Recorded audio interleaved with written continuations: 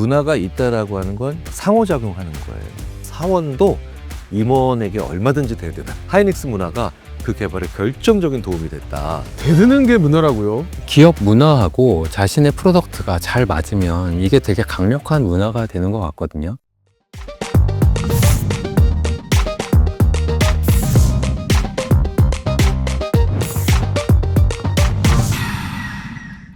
고퀄리티 지식 토크쇼 스크릿에 오신 여러분 환영합니다. 기업 문화란 한마디로 이 빠르게 변화하는 현대사회에서 기업의 지속 가능한 성장 요건으로 작용하는 것이라 할 수 있겠습니다. 그런 중요한 기업 문화를 어떻게 보존하고 발전시키는지에 대해서 다각적으로 살펴보겠습니다.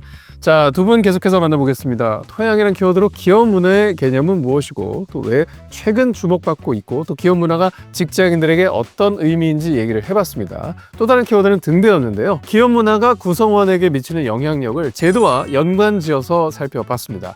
자, 그렇다면 이번 회차는 또 어떤 얘기를 나누게 될까요? 지금부터 스크린 키워드 두 가지부터 공개하겠습니다. 젠가와 망원경입니다. 어떤 흥미진진한 얘기를 나눠보게 될지 지금 바로 첫 번째 키워드 다 함께 살펴보겠습니다. 오고 아이고. 젠가.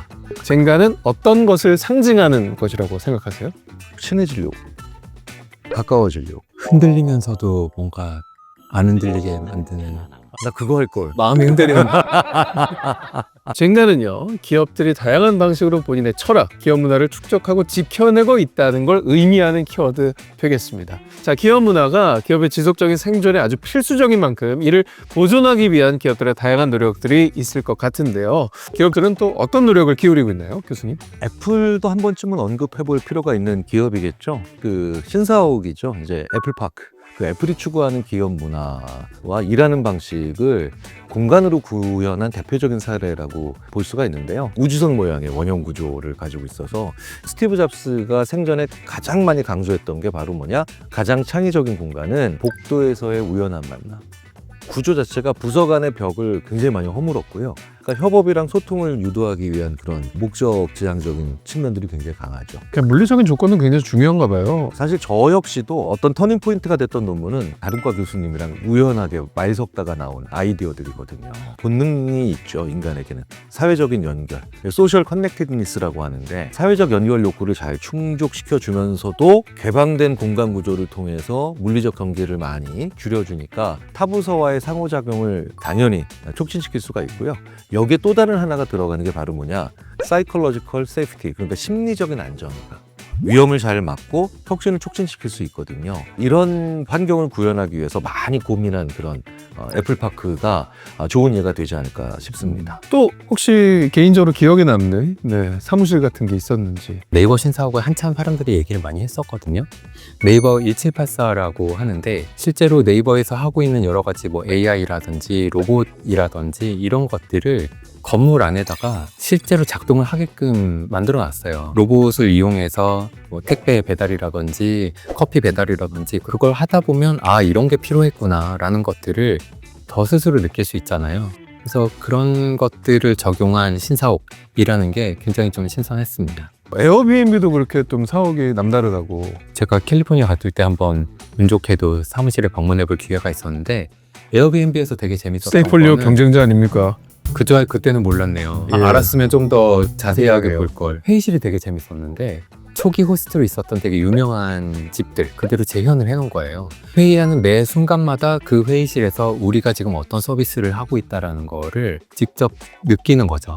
대표님이 다니셨던 이 배민도 일하는 공간이 굉장히 특별하기로 소문난 곳 아니겠습니까? 스포츠를 테마로 삼았는데 스포츠 중에서도 반복되는 어떤 훈련을 통해서 전에 없던 새로운 방법을 개발해낸 사람, 높이 뛰기 할 때 앞으로 뛰었었는데 처음으로 등으로 뛴 선수 이름, 회의실에다가 이름으로 붙이고 하면서 똑같은 일을 하는 것 같지만 다르게 적용해서 그렇게 일해보자라는 메시지를 은연중에 주는 거죠. 근데 기업 사옥은 기업에서 일하는 분들만 또 가볼 수 있는 그런 공간이잖아요. 사옥 외에 기업 문화를 보존하기 위해 만든 다른 형태의 오프라인 공간, 저희도 알만한 게 또 있을지 궁금합니다.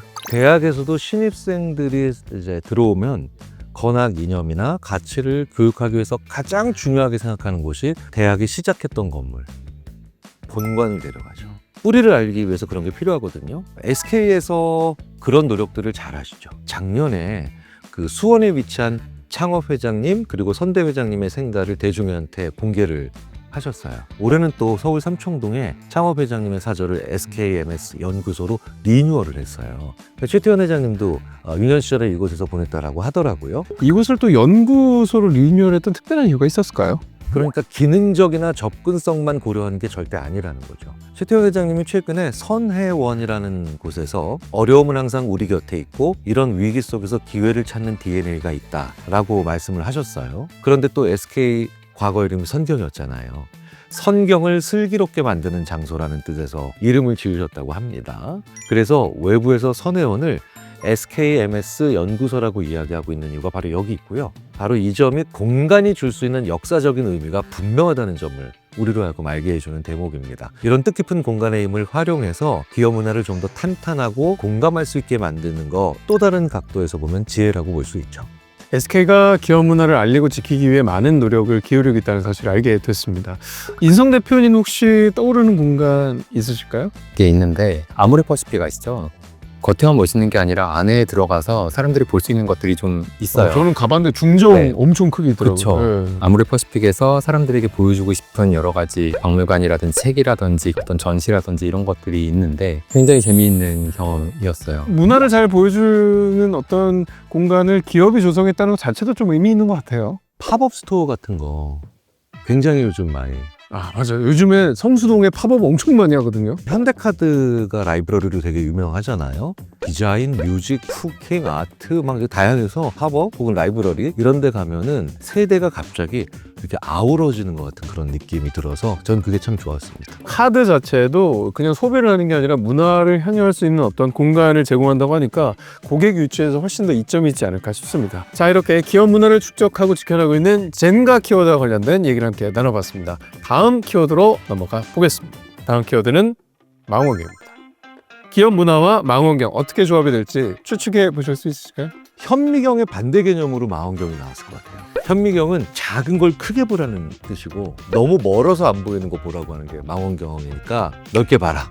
뭐 이런 의미로 망원경 나오지 않았을까? 말씀해 주신 것처럼 망원경은 기업 문화를 더 좋게 발전시켜 나가려면 이 시대를 내다보는 안목이 필요하다는 뜻 되겠습니다. 지금까지 기업이 성장해 오기 위한 요건이자 동력으로서 기업 문화를 다뤄봤는데요. 기업 문화가 기업에 좋게 작용하지 못하고 이건 별로 아닌 것 같은데 라는 사례가 혹시 있을지도 궁금한데요. 도요타가 한동안 또 시끄러웠던 거 아세요? 예, 막 숨겼잖아요. 막. 그쵸. 품질 인증 기록들을 조직적으로 조작을 한 거예요. 너무 충격적이었잖아요. 예, 신뢰도 많이 깨지고 리콜도 일어나고 그랬었는데 결과가 조작이 된다는 건 어떤 개인 하나의 일탈이라던가 이런 게 아니라는 거죠. 또 기업 문화가 시대를 못 따라간 또 다른 사례가 있을까요? 그 일본의 기업 문화를 대표적으로 설명하는 게 모노주쿠리 그리고 네마와시 이런 단어들이 있습니다. 일본의 모노주쿠리는 이제 장인의 혼을 담아 제품을 만드는 일본 기업의 어떤 특성들을 관통하는 문화라고 할 수 있는데요. 근데 이게 장인 문화가 너무 강조되다 보니까 기존 기술을 조금씩 개선하는 것에만 그치거나 강조되는 경우들이 있죠. 이게 이제 하나만 예를 들어보자면 1990년 당시 세계 10위권 내에 6개 기업이 일본 반도체 기업이었어요. 당시에 일본은 엄청난 반도체 강국이었는데 문제는 값싼 D램이 필요한 PC 시대가 이미 와버렸거든요. 와버렸는데도 불구하고 고성능 제품에 집착을 하게 됐다는 겁니다. 이것 때문에 오히려 독이 돼가지고 일본의 반도체 왕국으로서의 위상이 아주 급속하게 올라가게 길을 걷게 되죠. 하나에 집착하게 되면 더 중요한 것을 못 보게 되는 그런 위기가 발생하잖아요. 자, 변화의 흐름에 발맞추는 게 무엇보다 중요하지 않겠습니까? 장 대표님도 떠오르는 사례가 있을까요? 변화의 흐름에 맞춘다라고 하면 코닥 얘기를 할 수 있을 것 같은데요. 디지털 카메라를 제일 처음 만들었어요. 근데 그거를 제일 처음 개발을 해놓고 열심히는 안 만들었었던 거죠. 기술에 대한 믿음이 있었기 때문에 디지털은 넘지 못할 거야 라는 희망으로 예측을 좀 틀리게 하는 데에도 영향을 미쳤었던 것 같아요. 최근에 성공한 사람이 자기의 방식을 잘 안 바꾼다라고 하는 것처럼 기업도 마찬가지로 내가 큰 성공을 거두고 있으면 그거를 잘 바꾸지 않는 것 같아요. 이 시대 변화를 잘 캐치하는 좋은 기업들은 도태되지 않기 위해서 어떤 노력을 또 하고 있을지도 궁금한데요. 기업 문화하고 자신의 프로덕트가 잘 맞으면 이게 되게 강력한 문화가 되는 것 같거든요. 노션이라는 툴 아마 보시는 여러분들도 많이 쓰고 계실 것 같은데요. 노션이라는 회사가 노션이라는 툴을 만들 때 우리는 일하는 방식을 바꾸는 회사를 만든다 라는 목표를 가지고 만들고 있어요. 서로 공유 문서를 만들고 이 공유 문서가 회사 안에서 위키가 되기도 하고 공유 문서가 회사 안에서 회의록이 되기도 하고 스스로의 프로덕트를 가장 잘 활용하는 기업 문화를 갖춰 나감으로써 조직 스스로도 툴의 유용성을 증명을 한 거나 다름없죠. 그리고 당연히 기업 문화는 시간이 지나면서 변화에 맞지 않는 부분들이 계속 생기게 마련인데요. 우아한 형제들의 일하는 방법 11가지도 몇 년에 한 번씩 업데이트가 계속 되고 있어요. 근데 SKMS도 그렇게 하고 있죠. 1979년에 처음 정립된 이후에 최근 시대에 맞게 계속 그 내용을 압축하고 간소화하는 과정을 14번이나 거쳐서 현재 버전이 되고 있는 걸로 알고 있어요. 최태원 회장님이 기업이 대형화, 세계화되고 또 사회구조가 복잡해지면서 주먹구구식의 낡은 경영 방법으로는 치열한 경쟁 시대에 절대로 대처할 수 없고 생존할 수 없다. 영속적인 발전을 위해서는 SK의 생명력과도 같은 SKMS를 진화시켜 나가야 한다. 이렇게 말씀을 하셨더라고요.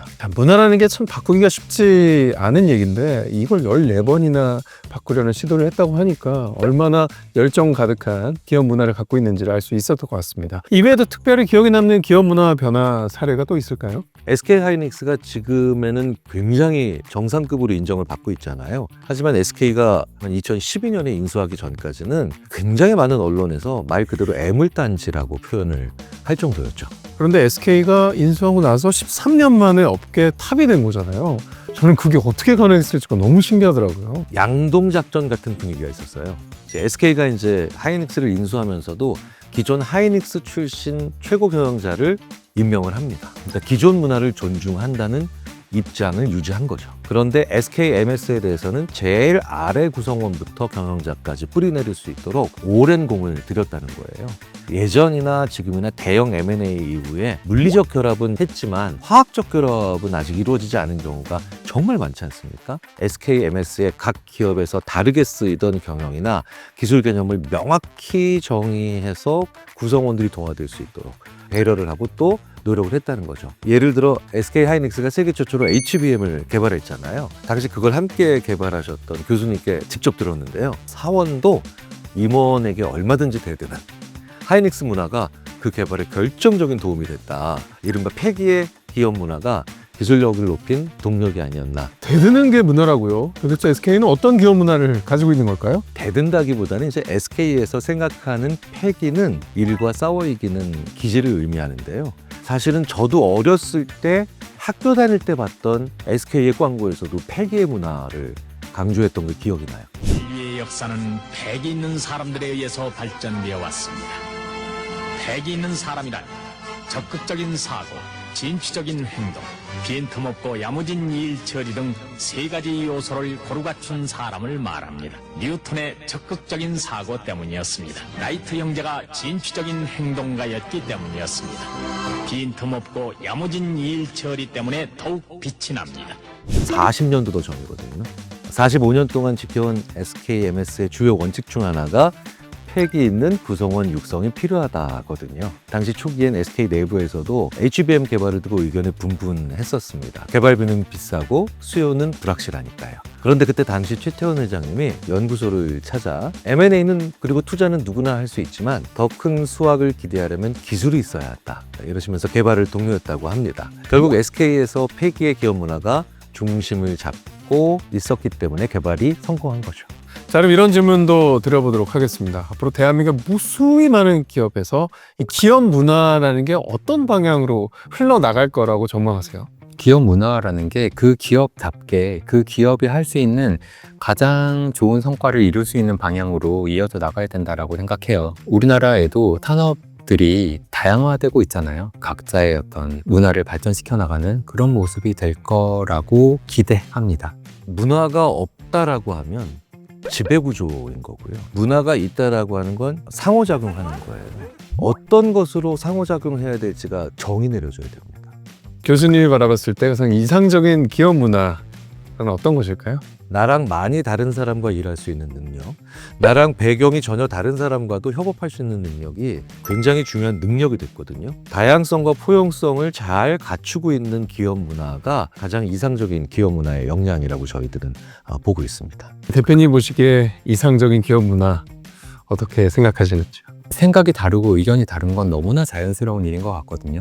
근데 이것들을 서로 이야기하고 설득할 수 있냐, 내가 이걸 안전하게 터놓고 이야기할 수 있냐, 이런 과정들이 이어져 나갈 때 개인의 성장이 회사의 성장을 이루고 회사의 성장이 개인의 성장을 이룰 수 있는 결과까지 나올 수 있지 않을까 생각하고 있습니다. 자, 두 분의 기대와 바람에 대해서 함께 얘기를 나눠봤습니다.